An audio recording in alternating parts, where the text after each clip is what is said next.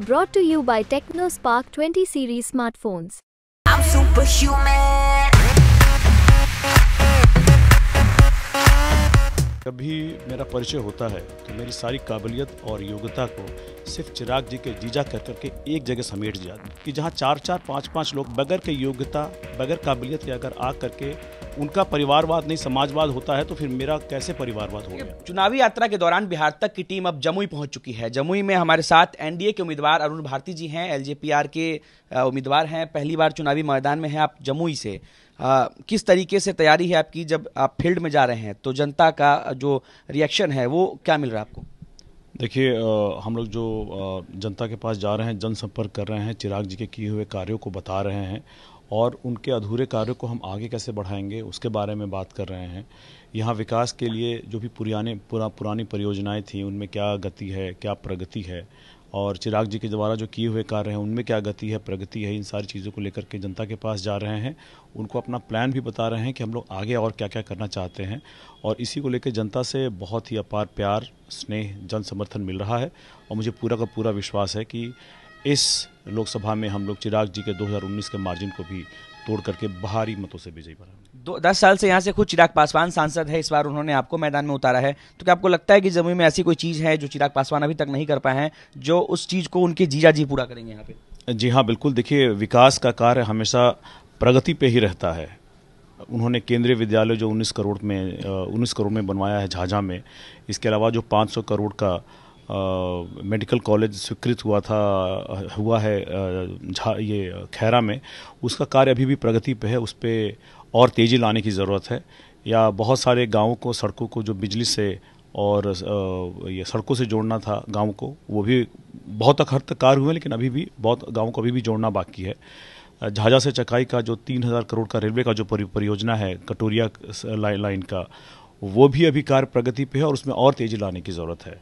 इसके अलावा हम लोगों को देखना है कि जैसे सिर्फ एक ही केंद्रीय विद्यालय हुए हैं, हमारे जितने भी 6 विधानसभा हैं उनमें हर में कम से कम एक केंद्रीय विद्यालय हो, तो शिक्षा के हर विधानसभा में एक केंद्रीय विद्यालय। जी हाँ, ऐसा हो। क्योंकि देखिए, शिक्षा के क्षेत्र में, रोजगार के क्षेत्र में, स्वास्थ्य के क्षेत्र में, जो भी यहाँ पे अभी तक जो क्षेत्र पिछले 25 सालों में पिछड़ा रहा है उसमें प्रगति लाने की कोशिश की है चिराग जी ने और उन्हीं के कार्यों को आगे बढ़ाना है। तो आप ये दावा कर रहे हैं कि आप जमुई लोकसभा के अंतर्गत 6 केंद्रीय विद्यालय आप बनवाने का कोशिश करेंगे?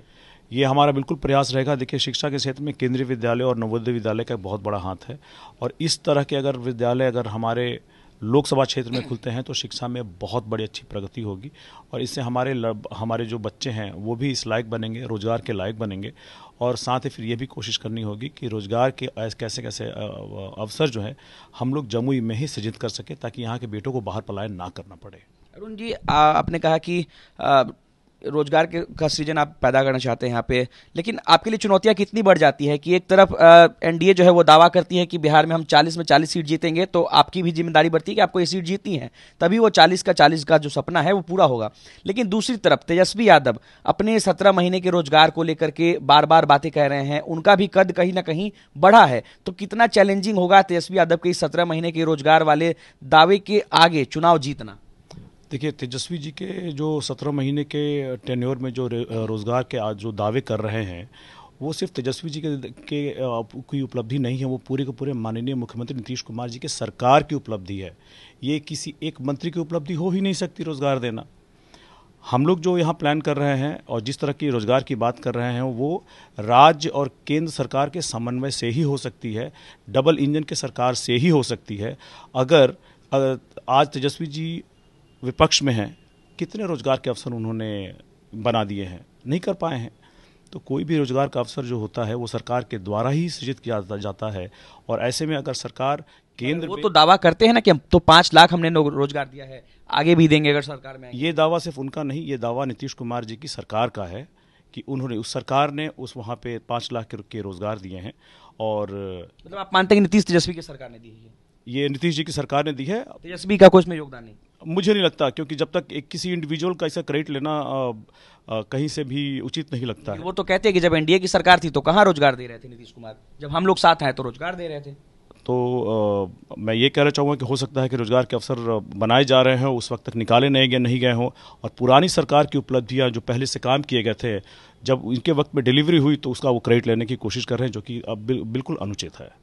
आपके यहाँ पर जो अपोजिशन के उम्मीदवार हैं अर्चना रविदास जी, वो कितना टक्कर देंगे आपको?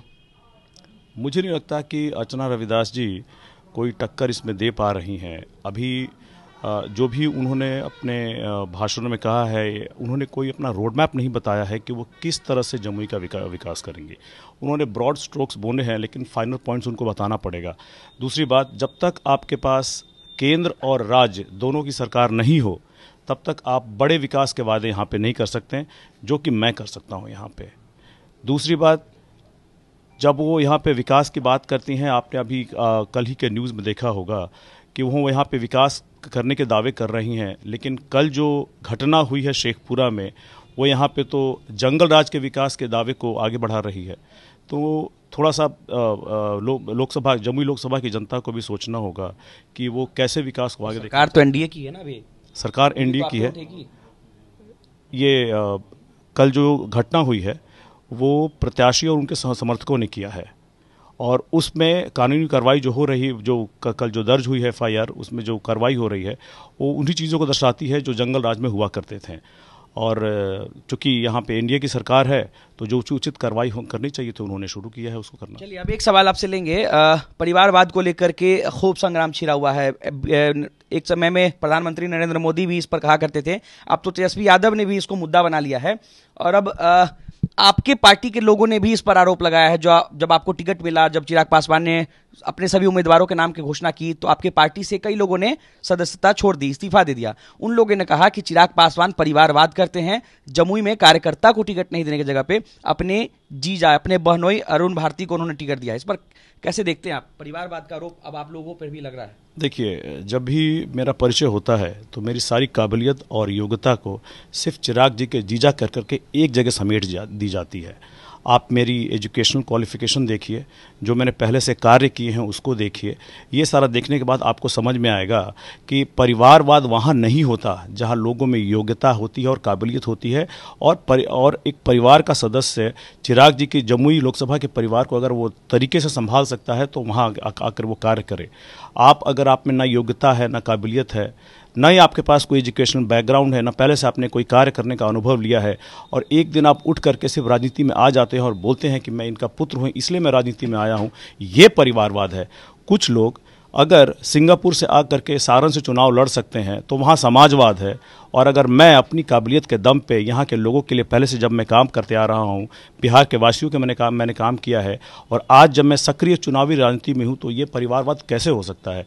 उनको पहले अपना सही करना, पहले अपना क्लियर करके बताना चाहिए कि जहाँ 4-4, 5-5 लोग बगैर के योग्यता, बगैर काबिलियत के अगर आ करके उनका परिवारवाद नहीं समाजवाद होता है, तो फिर मेरा कैसे परिवारवाद हो गया? बिहार में 2 राजनीतिक परिवार तो है जिनके ऊपर परिवारवाद का जो आरोप है वो लगता है, लालू परिवार, और अब तो रामविलास परिवार पे भी लगने लगा है, क्योंकि रामविलास पासवान, पशुपति पारस, प्रिंस पासवान, चिराग पासवान, अब अरुण भारती, तो एक ही परिवार से कई सांसद आने लगे हैं, तो दोनों पे अब लगने लगा है। देखिए, जब इसको कैसे फेस करेंगे? जब पब्लिक के बीच में अगर आप पर ये क्वेश्चन उठाया जाएगा, इसको कैसे फेस करेंगे आप कि चिराग पासवान के जीजा इसलिए टिकट मिला यहाँ से?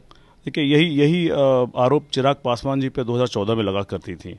उन्होंने अपनी काबिलियत, अपनी योग्यता, अपनी मेहनत से जमुई में जो विकास करके दिखाया है वो उसके पिछले 25 सालों में नहीं हुए थे।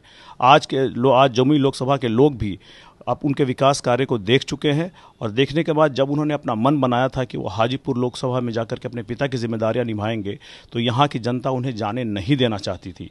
क्या आप इसे परिवारवाद कहेंगे? यहाँ उन्होंने अपनी काबिलियत दिखाई, अपनी योग्यता दिखाई। उन्हें भी पता है कि मेरी योग्यता क्या है, मेरी काबिलियत क्या है, मैंने कैसे कार्य किए हैं और मैं कैसे कार्य कर सकता हूँ, मैं किस तरह के प्लान जमुई लोकसभा के लिए कर सकता हूँ, उन्हें भी पता है, और इसे परिवारवाद नहीं कहेंगे। नरेंद्र मोदी जी ने भी, माननीय प्रधानमंत्री नरेंद्र मोदी जी ने भी परिवारवाद की परिभाषा दी थी, जहाँ पर उन्होंने ये कहा था कि अगर सिर्फ कोई पुत्र या पुत्री होने के रिश्ते के कारण ही राजनीति में आता है, अपनी योग्यता और काबिलियत के बल पर नहीं आता, ऐसे को परिवारवाद कहा जाता है। लॉयर का बेटा अगर लॉयर बन सकता है तो अपनी काबिलियत पे बनता है, वो परिवार के हिसाब से नहीं बनता।